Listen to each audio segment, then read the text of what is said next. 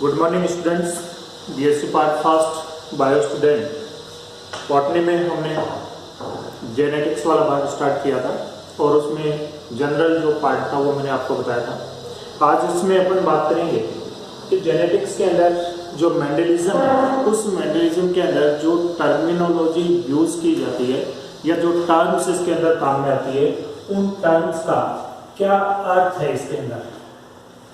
Terminology या जो terms काम में लिए जाएंगे, इनमें आप देखिए स्टूडेंट, हम देखते हैं एक आता है भाग जिसको हम बोलते हैं कॉन्ट्रास्टिंग कैरेक्टर।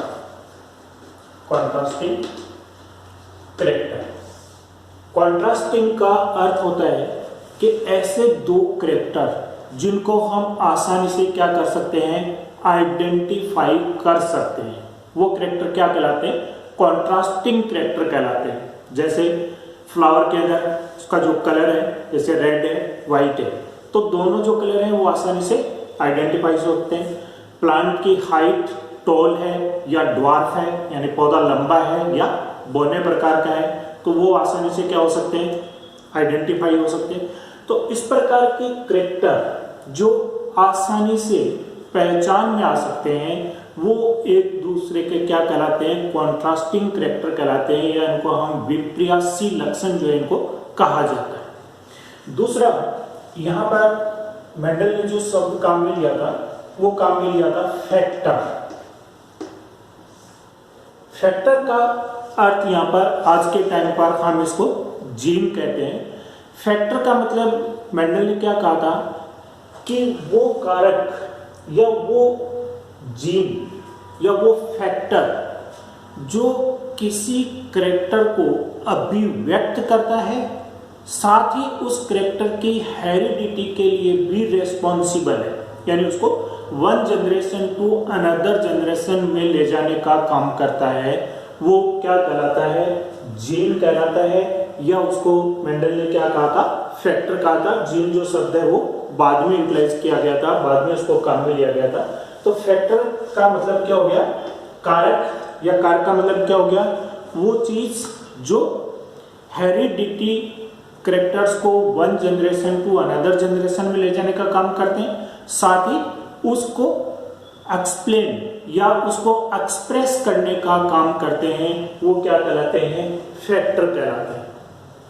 तीसरा, यहां पर शब्द काम में आता है एलील। एलील क्या है, इसको हम बोलते हैं युग्म विकल्पी, यानी कोई भी जो जीन है, उस जीन के, जब तक मेंडल ने काम किया था तब वहां पर मेंडल ने ये कहा था कि किसी भी फैक्टर के दो युग्म प्रेजेंट होते हैं।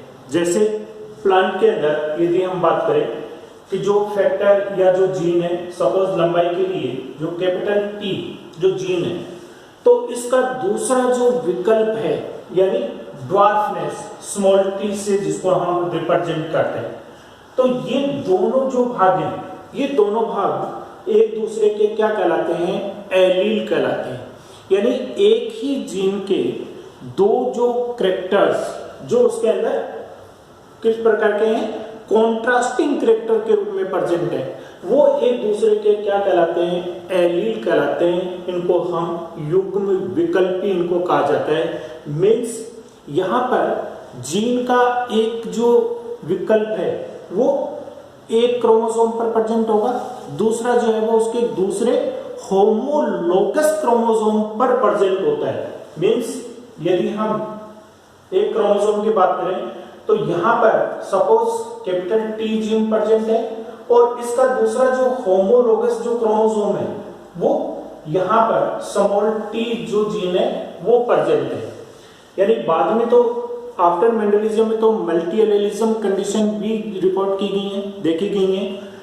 यहाँ पर मेंडल के द्वारा एक ही जीन के केवल दो ही विकल्प जो है उन्होंने बताए थे, और ये क्या कहलाते हैं, एलील कहलाते हैं। तो एलील जो पार्ट है वो होमोलोगस क्रोमोसोम, होमोलोगस क्रोमोसोम जिनको हम बोलते हैं समजात, यानी जिसमें एक पैटर्नल क्रोमोसोम होगा, दूसरा उसके अंदर मैटरनल क्रोमोसोम होगा। एक ही जीन के दोनों जो विकल्प हैं वो होमोलोगस क्रोमोसोम के सेम लोकस के ऊपर प्रेजेंट होते हैं। सेम लोकाई के ऊपर ये क्या होंगे, प्रेजेंट होंगे।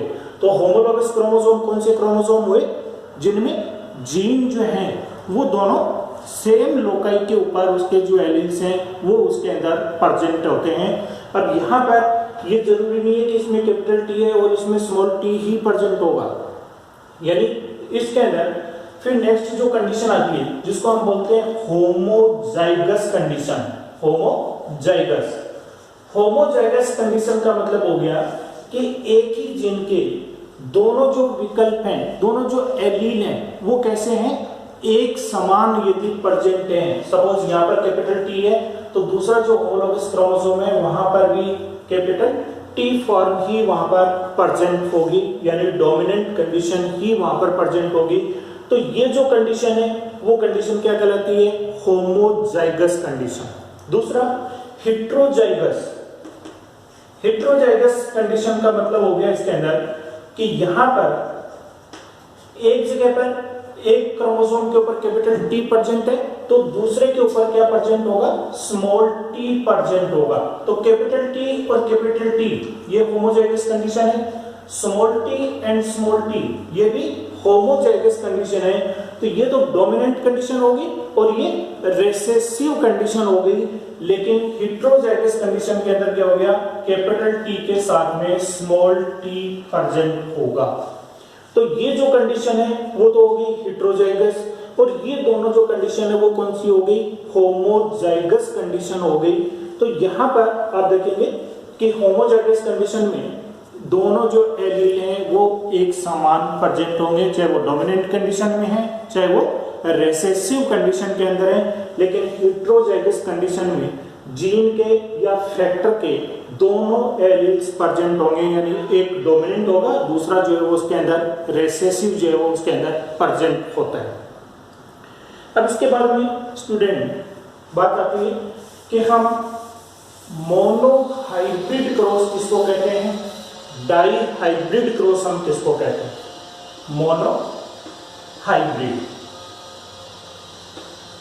मोनोहाइब्रिड क्रॉस का मतलब है इसके अंदर कि यदि हम एक सिंगल कैरेक्टर को लेकर के किन्हीं दो प्लांट्स के बीच में यदि क्रॉस करवाते हैं तो वो क्रॉस क्या कहलाएगा, मोनोहाइब्रिड क्रॉस कहलाएगा। यानी यदि हम मान लीजिए प्लांट के अंदर टॉलनेस का कैरेक्टर लें तो एक जो प्लांट है इसके अंदर होमोजाइगस कंडीशन में कैपिटल टी प्रेजेंट है, दूसरा प्लांट हमने लिया उसके अंदर स्मॉल टी प्रेजेंट है। तो यहाँ पर ये जो क्रॉस है, इस क्रॉस के अंदर हम केवल प्लांट की लंबाई का कैरेक्टर लेकर के ही यदि हम स्टडी कर रहे हैं या उन दो प्लांट्स के बीच में यदि हम क्रॉस करवा रहे हैं तो ये क्रॉस कहलाएगा मोनोहाइब्रिड क्रॉस, इसको कहेंगे। दूसरा dihybrid cross, dihybrid का मतलब डाई मीन्स टू, यानी यहां पर हम दो कैरेक्टर्स को लेकर के क्रॉस करवाते हैं। सपोज एक हमने ले लिया प्लांट के टॉलनेस का, दूसरा इसके अंदर हमने ले लिया फ्लावर के कलर का। तो इन दो प्लांट्स के बीच में यदि हम क्रॉस करवा रहे हैं तो ये जो क्रॉस होगा ये क्रॉस क्या कहलाएगा, डाई हाइब्रिड क्रॉस कहलाएगा। मींस यहाँ पर हमने दो कैरेक्टर्स जो हैं वो यहाँ पर हमने यूज किए हैं, यानी हमने प्लांट की टॉलनेस या उसकी लंबाई का जो कैरेक्टर है वो लिया है और दूसरा हमने यहाँ पर फ्लावर के कलर का कलर जो है वो हमने यहाँ पर लिया है।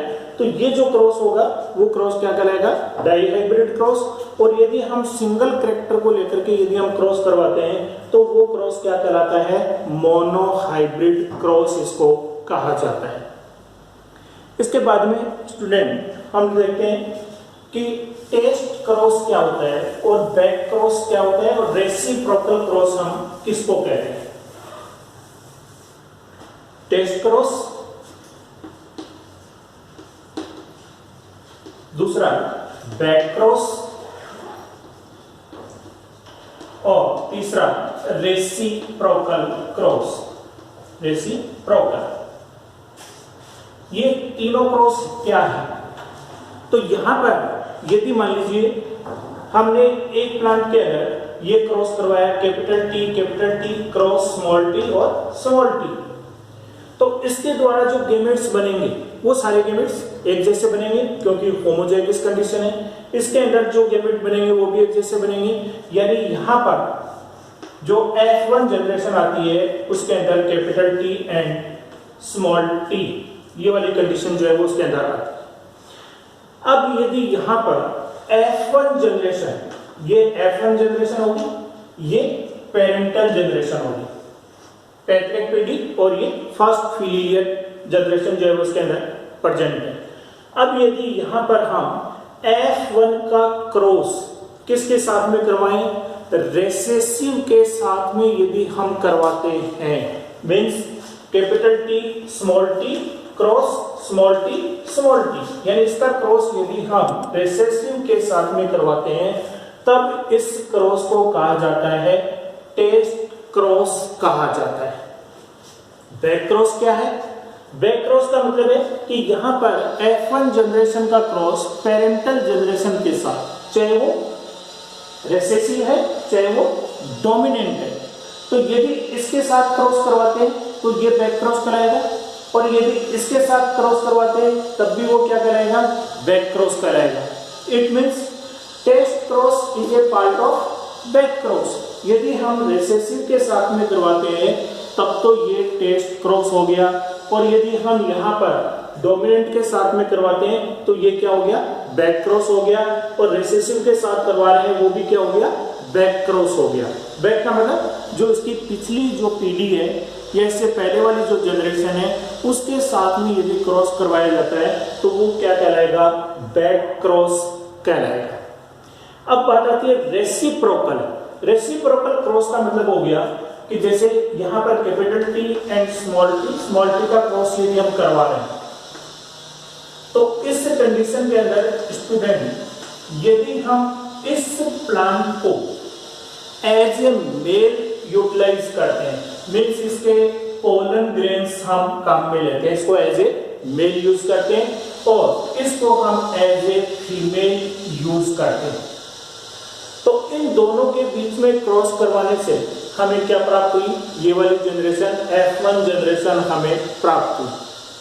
अब यदि हम इसका व्युत्क्रम कर दे, मीन्स ये वाला जो प्लांट है इस प्लांट को तो हम एज ए मेल प्लांट के रूप में यूज करें, और ये जो प्लांट है इसको हम एज ए फीमेल प्लांट के रूप में यदि हम यूज करते हैं तो ये जो दोनों क्रॉस हैं वो दोनों क्रॉस क्या कहलाएंगे, रेसिप्रोकल क्रॉस कहलाएंगे, क्योंकि यहाँ पर एक बार हमने इस प्लांट क्या काम में लिए, मेल गैमेट्स काम में लिए, और एक बार हमने दूसरा जो क्रॉस कराया उसके अंदर इस प्लांट के मेल गैमेट्स जो है वो हमने क्या लिए, यूज में लिए। तो ये जो दोनों क्रॉस हैं ये दोनों क्रॉस एक दूसरे के क्या कहलाते हैं, रेसिप्रोकल क्रॉस इनको कहा जाता है। तो स्टूडेंट इस प्रकार से ये जो टर्म्स हैं इन टर्म्स को यूटिलाइज करते हुए हम नेक्स्ट वीडियो के अंदर बात करेंगे मेंडलिज्म की, यानी मेंडल के द्वारा जो एक्सपेरिमेंट किया गया था पी प्लांट के ऊपर। तो एक तो मेंडल के द्वारा पी प्लांट का सिलेक्शन किया गया, उसका रीजन क्या था, मेंडल के सक्सेस होने का रीजन क्या था, और इस पी प्लांट के अंदर ऐसे क्या कैरेक्टर्स, ऐसी क्या खासियत उसके अंदर प्रेजेंट थी कि जिसकी वजह से मेंडल ने इसको चूज किया, और किस प्रकार से उन्होंने इस एक्सपेरिमेंट को करके और कुछ लॉज जो मेंडल के द्वारा बनाए गए थे उनको हम नेक्स्ट वीडियो के अंदर डिस्कस करेंगे। Thank you students, thanks.